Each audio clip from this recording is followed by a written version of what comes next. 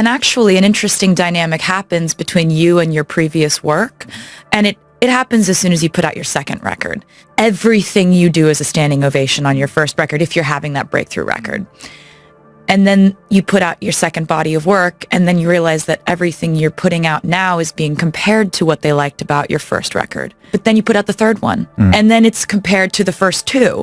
Then you put out the fourth one, then it's compared to the first three, and it goes on and on and on. By the time you're at album 7, you have such a strange, convoluted relationship with your previous work because you're like, damn it, All Too Well was a good song. And I knew with this album, it was like something that was almost a return to form. Like Reputation was such an important record for me because I couldn't stop writing. And I needed to write that album, and I needed to put out that album, and I needed to not explain that album. Because another thing about that album was I knew if I did an interview about it, none of it would be about music. And this entire like lover phase of my life, there's been no distraction from the music. Because you're in a place where you're actually telling a very personal story, or telling something so personal to you that someone else's opinion, be it brilliant or otherwise, could only cloud that, really. Yeah, and I thankfully work with really wonderful collaborators who, Jack is amazing. Like when I bring in a song that I've written 100%, some producers will not, like nowadays, some producers will not produce something that they didn't have a co-write on. We really haven't figured out a way to compensate the creators, and that's something that I'm always going to be very vocal about until I feel like it's fixed. I definitely want to, when I write a song 100%, I want credit for that, and I think that's fair. But I also, when people have these policies where they're like, we won't do this without this, I understand why. But I love right now, out there, we have amazing creators like Halsey. Like Halsey's an amazing writer, and she speaks up for what she cares about, and she's very vocal about things, and we have these very fierce women out there. It's amazing time. It's so good. We were just talking about the internet back there and some of our favorite moments. You may walk away from that world, but you're able to tap in and use it whenever you want, and you do it very effectively. Are you into it? The internet? The only thing I really read every day is political news. Oddly, there are actual inflections of how I feel politically on this record, more so than ever before. Like, you need to calm down is The Man? Yeah, The Man. There's a song called Miss Americana and the Heartbreak Prince. See, I didn't pick it up on that one. It's definitely all about politics. You've got these songs that definitely welcome people into your world, and yet you're able to keep yourself distant from that scrutiny. How do you do that? I think after a while, you just realize that it's part of the job. There's a lot of things that I tell myself when I'm kind of panicking, and one of the things that I tell myself is like, this is part of it.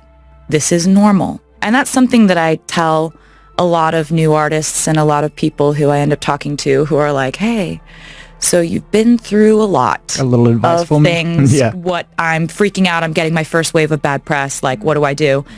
And I'm like, do not let anything stop you from making art. Just make things. Do not get so caught up in this that it stops you from making art. Or if you need to, make art about this, but never stop making things. When was it hardest? When was it toughest for you? This has happened several times. So I can't, when I was like 23 and people were just like kind of reducing me to like kind of making slideshows of like my dating life and putting people in there that I'd sat next to at a party once and deciding that my songwriting was like a trick rather than a skill and a craft. Kind of, it's a way to take a woman who's doing her job and succeeding at doing her job and making things, and it's in a way it's figuring out how to completely minimize that skill by taking something that everyone, in their darkest moments loves to do, which is to slut shame. And so now when I see this happening, I can see a headline about a young artist, about a young female artist, about like another breakup, and it sends me into It takes you back there to a degree? It sends me into a real sad place because I don't want that to keep happening. And I don't think people understand how easy it is to infer that someone who's a female artist or a female in our industry is somehow doing something wrong by wanting love, wanting money, wanting success. Women are not allowed to want those things. the way that men are allowed to want them. Do you still have blind sides? Do you still have things that catch you off guard? Things that kind of surprise you that you're not prepared for? You know, every step of my career, there's been, you know, people questioning whether I deserve to be there. So I feel like my whole career up until very recently was spent trying to prove myself to those people and trying to prove that I belong here, that I'm going to work hard enough, that I'm going to make music that's good enough to belong here. And, you know, I've had people standing up and saying, you don't deserve to be here, either very loudly or very loudly in headlines or, you know, comments or whatever. But, you know, that's part of life. New adventures. Cats. Yes. Yes. I'm so happy I got to do this. I really wanted to work with Tom Hooper. I know that he records live and he films and records your vocals live. It's such an interesting thing to me, and I wanted to see him work. I had actually done screen tests for Les Mis and had met him through that process, like 2012. Really? Yeah. You went for it? Yeah. I didn't get it. Do people know that? Is that out there?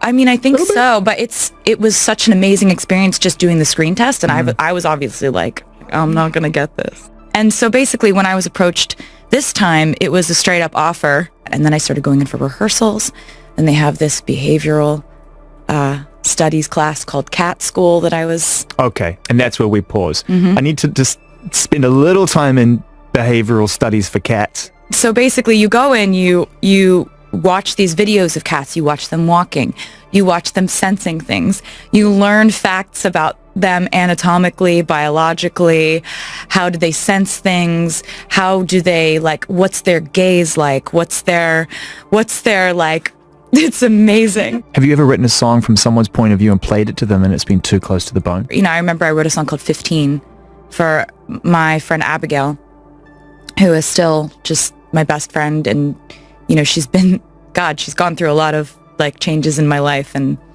changes in her life, and we just still are like this. And she was my, you know, sitting next to me in freshman year, and we became best friends. And a few years later, I wrote a song called 15 that was about, you know, not just my life and journey at that age, but also hers. And I had to, you know, that was a situation where I played it for her, and I was like, this is just for you, and it's never going to see the light of day if you don't want it to. And she was like, no, you need to put this out. What do you love most about your friends? What is the one trait that you really look to? You know, I now like see resilience as like a major quality in friendship. Like when your stock is down, if they're still wanting to hang out, that's like, and I know who those people are now. It's really fun to know that.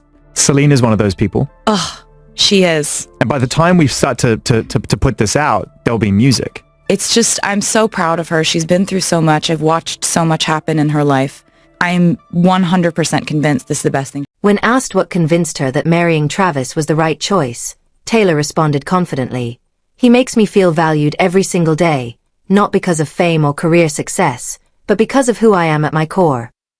She highlighted how important it is that they support each other's professional lives. Travis makes time to attend her performances, and Taylor is just as committed to showing up for his biggest games.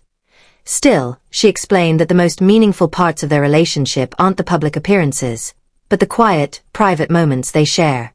"We can sit together for hours without saying much," she said, adding that those simple, peaceful moments mean more to her than anything else.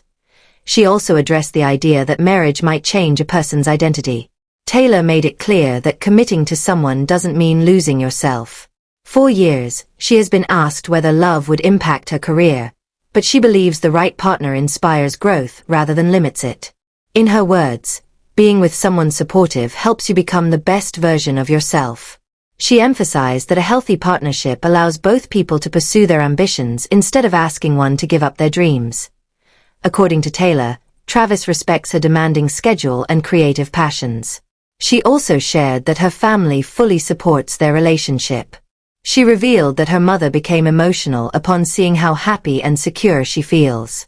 "My family only ever wanted me to find someone who makes me feel safe and truly cared for," she said, "and I believe I found that."